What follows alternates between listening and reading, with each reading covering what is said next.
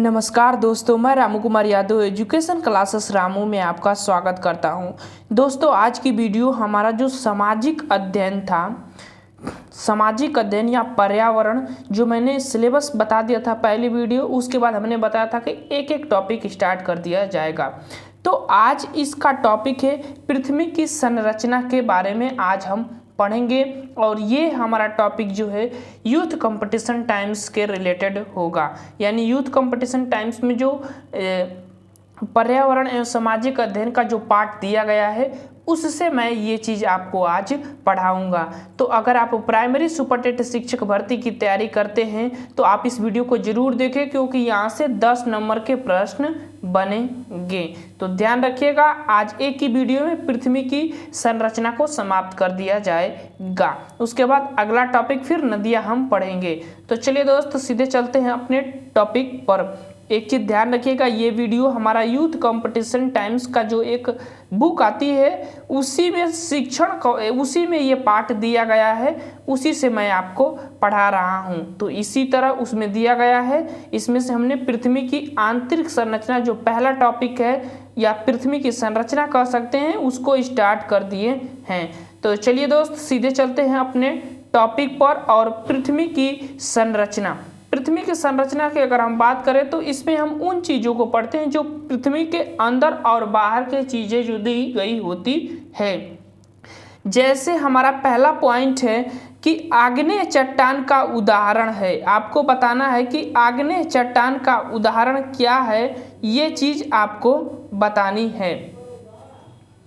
देखिए, आग्नेय चट्टान का उदाहरण है तो बेसाल्ट चट्टान जो है आग्नेय चट्टान का उदाहरण है। आप लोग कहेंगे तो एक वीडियो चट्टान से रिलेटेड बना दूंगा, जिसमें कि चट्टान के प्रकार होंगे, उनके ट्रिक होंगे और चट्टानों के परिवर्तित रूप जो होते हैं वो चीज़ें आपको उसमें बता दूंगा। वहाँ से भी प्रश्न बनते हैं, तो जरूर आप कमेंट बॉक्स में बताइएगा।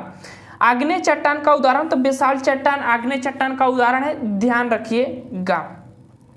अगला पॉइंट कायांतरिक शैल का उदाहरण है, तो संगमरमर जो है कायांतरिक शैल का उदाहरण है।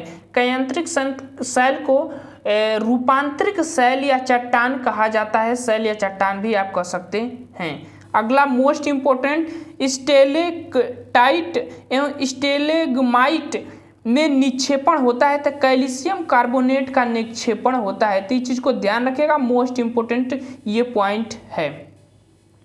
अब चलते हैं आगे, और पिघले हुए मैग्मा से निर्मित चट्टान आग्नेय चट्टान होता है। जैसे कि ये नीचे का हिस्सा होता है पृथ्वी के, ये आंतरिक भाग होता है, तो इसको हम मैग्मा कहते हैं, जब नीचे पिघला हुआ पार्ट होता है जो, और उसी को हम आग्नेय चट्टान के रूप में कह सकते हैं। जब ये ऊपर मैग्मा ऐसे बाहर आता है तो उसके बाद ये एक चट्टान का रूप धारण करता है, जिसे हम बेसाल्ट चट्टान कहते हैं।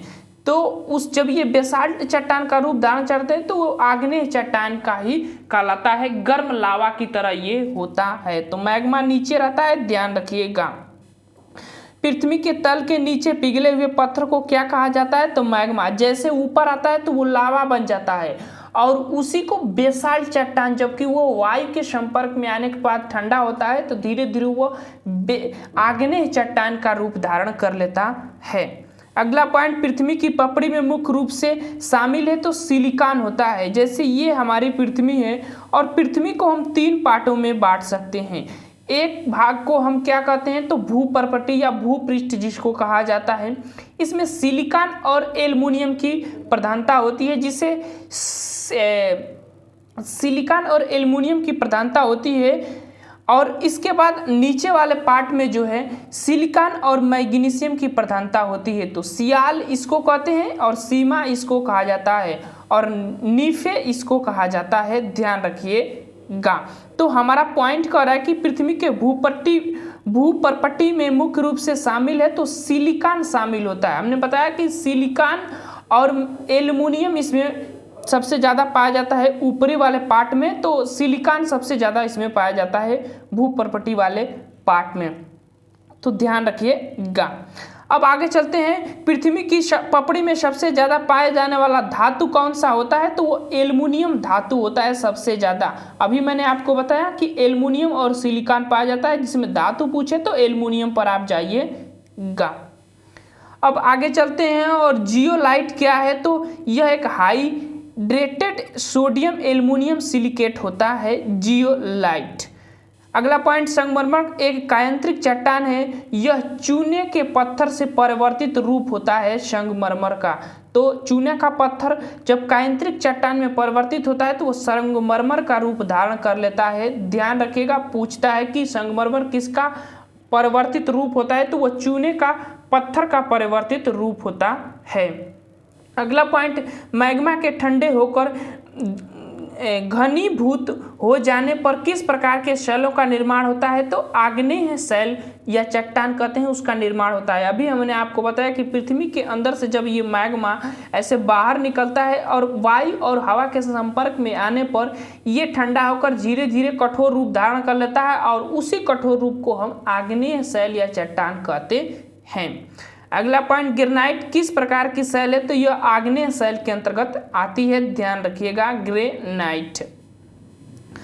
अब आगे है और अगला है अवसादी शैल। क्या है, अवसादी शैल एक शैल होता है, मतलब अवसादी एक चट्टान का प्रकार होता है। ध्यान रखिएगा, अवसादी चट्टानें जब वायु के ये कुछ चीज़ें पृथ्वी के अंदर दब जाती हैं और निक्षेपण के क्रम में कुछ चीज़ें दब जाती हैं, उसी को धीरे धीरे वो परिवर्तित रूप हो जाता है, तो उससे जो चट्टानें बनती हैं उसको आग्नेय अवसादी चट्टान कहते हैं। ध्यान रखिएगा। अगला पॉइंट है कि पृथ्वी का आंतरिक घनत्व कितना होता है, तो 5.5 ग्राम प्रति घन सेमी होता है। ये औसत घनत्व होता है पृथ्वी के आंतरिक संरचना की बात की तो पृथ्वी की आंतरिक संरचना में अब जो घनत्व होता है पृथ्वी का वो 5.5 औसत घनत्व होता है। और सबसे कम घनत्व जो है ऊपर होता है और वो होता है 2 से 3 ग्राम प्रति ग्राम बाई सेंटीमीटर पर क्यू आप कह सकते हैं होता है। और अधिकतम 13 ग्राम बाई सेमी पर क्यू सबसे नीचे होता है पृथ्वी के अंदर। अगला पॉइंट, पृथ्वी के परतों को रासायनिक संगठन के आधार पर कितने परतों में बांटा जाता है, तो 3 परतों में बांटा जाता है। और कौन कौन सी, तो भूपर्पटी, मेटल और कोर। कोर के भी 2 पार्ट होते हैं, ध्यान रखिएगा, बाह्य कोर और आंतरिक कोर होते हैं। तो 3 पार्ट स्पेशली भूपर्पटी, मेटल और कोर 3 पार्ट में बांटा जाता है। आगे चलते हैं और पृथ्वी के सबसे ऊपरी परत को क्या कहते हैं, तो सियाल कहते हैं, जिसमें सिलिकॉन और एल्युमिनियम की प्रधानता होती है। सियाल, भूपर्पटी भी आप उसको कह सकते हैं, ऊपरी पार्ट को। अगला पॉइंट, पृथ्वी की सबसे ऊपरी परत सियाल का निर्माण कैसे हुआ, तो सिलिकॉन और एल्युमिनियम से हुआ है, चीज को हो गया। अगला पॉइंट, पृथ्वी की दूसरी परत किसके योग से बनी होती है, तो सीमा, जिसको सियाल और मैग्नीशियम कहा जाता है। SMA, सिलिकॉन और मैग्नीशियम होता है, दूसरी पार्ट होता है परत, दूसरी परत जो होती है जिसको आप मेटल कहते हैं। अगला पॉइंट है कि पृथ्वी के अंतिम परत को नीफे NI और FE नीफे जिसको कहा जाता है। निकिल और फेरस यानी लोहा भी आप कह सकते हैं फेरस को, उस चीज़ को जैसे यहाँ दिया गया है कि नीफे की संरचना किससे से हुई है, तो निकिल और फेरियम या फेरम कह सकते हैं, उससे हुआ है। ये कोर वाले पार्ट में पाया जाता है, ध्यान रखिएगा, निचली परत होती है पृथ्वी की, कोर वाला पार्ट। पृथ्वी के कोर में अधिक घनत्व का क्या कारण है, तो चुंबकीय प्रकृति के निकिल और लोहे के तत्वों की उपस्थिति के कारण अधिक घनत्व होता है पृथ्वी का। तो अभी हमने बताया कि पृथ्वी का सबसे अधिक घनत्व नीचे होता है, जो 13 ग्राम बाई सेमी पर क्यू होता है। अगला पॉइंट, किस वैज्ञानिक ने सर्वप्रथम पृथ्वी का औसत घनत्व ज्ञात किया था, तो न्यूटन ने किया था। और पृथ्वी का औसत घनत्व कितना होता है, 5.5 ग्राम बाई सेमी पर क्यू होता है। अभी मैंने आगे इसको बताया हूँ।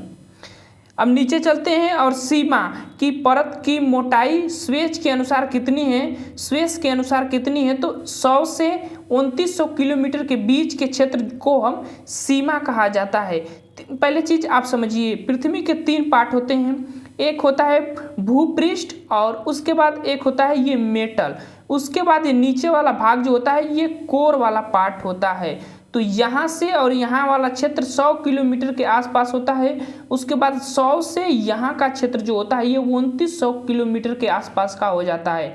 और उसके बाद नीचे वाला जो क्षेत्र होता है वो 6300 किलोमीटर के लगभग आसपास का क्षेत्र ये हो जाता है कोर वाला क्षेत्र। तो आपको बता दिया गया सीमा जो है बीच वाला पार्ट जो मेटल होता है उसमें 100 से 2900 किलोमीटर के बीच में ये क्षेत्र पाया जाता है, ध्यान रखिएगा।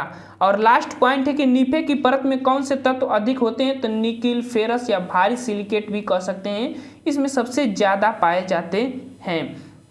तो ये थे हमारे पृथ्वी की संरचना के पार्ट जो कि यूथ कंपटीशन टाइम्स में दिए गए थे, मैंने आपको बता दिया। एक चीज़ और ध्यान रखिएगा कि पृथ्वी की जो ऊपरी परत होती है जिसको भूपृष्ठ कहते हैं उसमें सबसे ज़्यादा ऑक्सीजन पाया जाता है O3, याद रखिएगा O3 46%, लगभग 46.5% ये पाया जाता है जो है ऑक्सीजन। उसके बाद होता है सिलिकॉन और यह 27% लगभग ये पार्ट सिलिकॉन का पाया जाता है। तो सबसे ज़्यादा पूछे कि क्या पाया जाता है तो आप ध्यान रखिएगा ऑक्सीजन, उसके बाद सिलिकॉन और फिर उसके बाद एल्युमिनियम तत्व पाया जाता है पृथ्वी के ऊपरी परत जिसको भूपृष्ठ कहते हैं। तो इतना चीज़ें ध्यान रखिएगा, महत्वपूर्ण है, कई बार ये प्रश्न बना हुआ है। तो ये थे हमारे पृथ्वी के आंतरिक संरचना के जो पार्ट जो कि यूथ कंपटीशन टाइम्स में दिए गए थे, मैंने उसको पढ़ा दिया। अगर वीडियो पसंद आई तो चैनल को लाइक शेयर सब्सक्राइब आप जरूर करिएगा। जैसे ही हम थ्योरी वाले पार्ट पढ़ लेंगे उसके बाद हम इसकी प्रैक्टिस सेट भी लगाएंगे। तो चलिए दोस्त वीडियो को समाप्त करते हैं। Thank you for watching this video.